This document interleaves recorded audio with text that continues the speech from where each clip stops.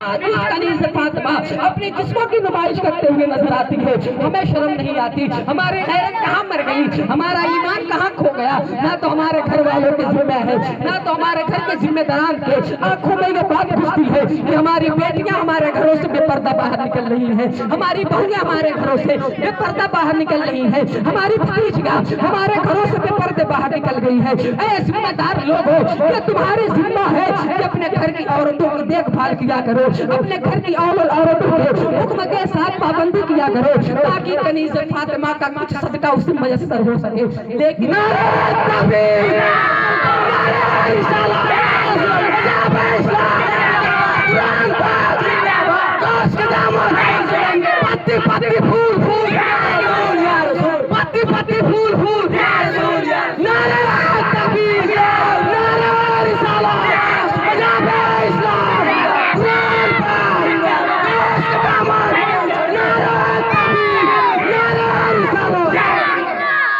इसलिए आप अपने साथ साथ अपने बच्चों की, बच्चियों की, घर के औरतों की देखभाल करना शुरू करें, वरना आलम ये है कि तमाम लोगों को मुशीक को मुर्तद बनाने का ये बजरिए के मौक़िफ़ चल रहा है कि मुसलमान औरतों को, मुसलमान बच्चियों को कैसे मुर्तद बनाया जाए। इसलिए जब तक आप हैं अपने घर के औरतों की देखभाल करें। और आखिरी बात यह है कि सिर्फ गौस का दामन का नारा लगाने से कुछ नहीं होने वाला। गौस का दामन हमने पकड़ा ही नहीं है। गौस का दामन यह है कि हम नमाजों की पाबंदी करें, घरों को इत्तेहाद और इत्तेफाक के साथ चलाने की कोशिश करें, अपने घर वालों को इज्जत की राहों पर ले जाएं।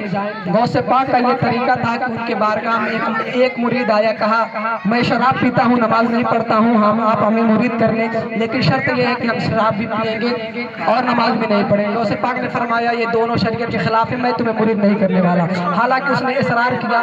जब हजरत गौस पाक की माँ का वास्ता किया दिया, गौस पाक ने उसे अपनी मुरीदी में शामिल कर लिया। आलम यह था कि वो उठता, अजान देकर सो जाता। गौस पाक ने कहा मेरी एक शर्त यह है कि जब अजान का वक्त हो अजान दे दिया करना।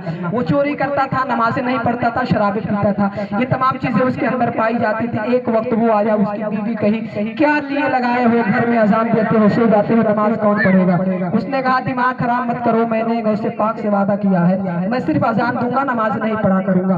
उसकी बीवी ने कही ये सब तो ठीक है, घर में खाने पीने का सामान नहीं है, चोरी कब करोगे। उसने कहा मैं यही सोच रहा हूँ किस वक्त घर से निकलो कि अजान का वक्त ना हो। उसने रात के 10 से 11 बजे का एक वक्त देखा और करीब के एक मालदार के घर गया।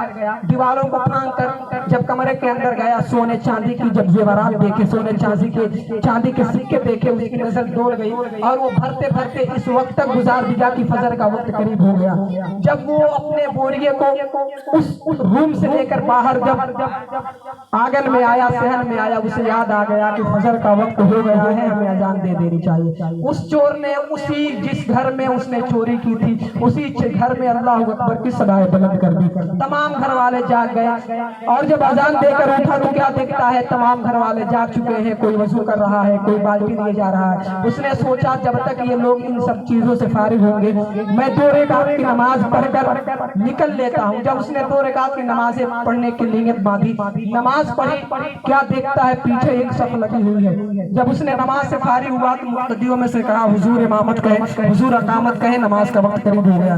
उसने कहा मेरा माथा मत खराब करो, मैं एक चोर आदमी हूँ, तुम्हारे घर में चोरी करने के लिए आया था। मैंने किसी से ये शर्त लगा रखी थी कि जब वो अजान का वक्त होगा मैं अजान दे दिया करूंगा, इसलिए मैं तुम्हारे घर में अजान दे दिया। और जब देखा कि मैं फंस जाऊंगा मैंने नमाजें पढ़ ली। उसने कहा, उन घर वालों ने कहा हुजूर देर मत करे, सूरज निकल आएगा। उसने मरता क्या ना करता, कहा ठीक है अकामत कहो। लोगों ने अकामत कही, उसने नमाज पढ़ाना शुरू कर दी।